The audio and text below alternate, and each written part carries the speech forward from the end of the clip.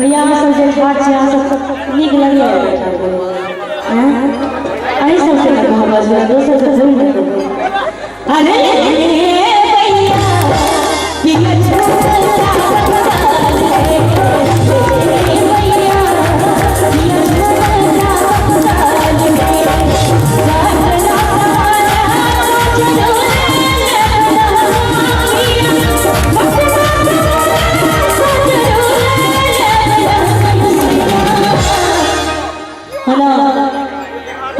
जवान सब बहुत नीक छै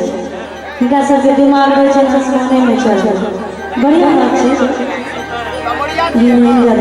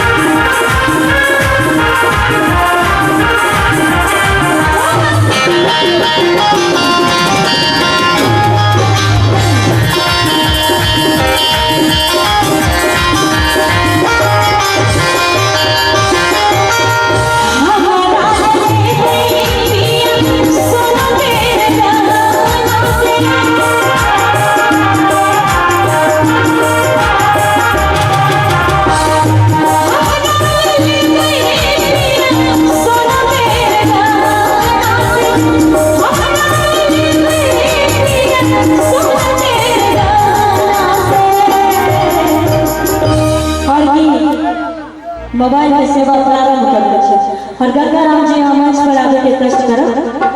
अरे ले भैया ले भैया ये तूने पंजा ले भैया ये तूने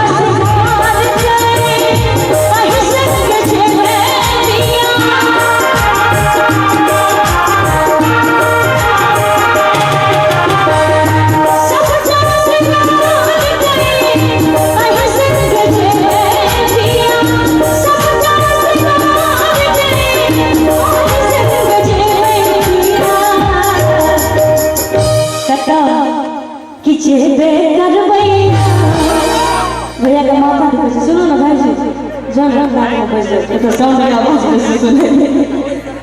भैया का कहे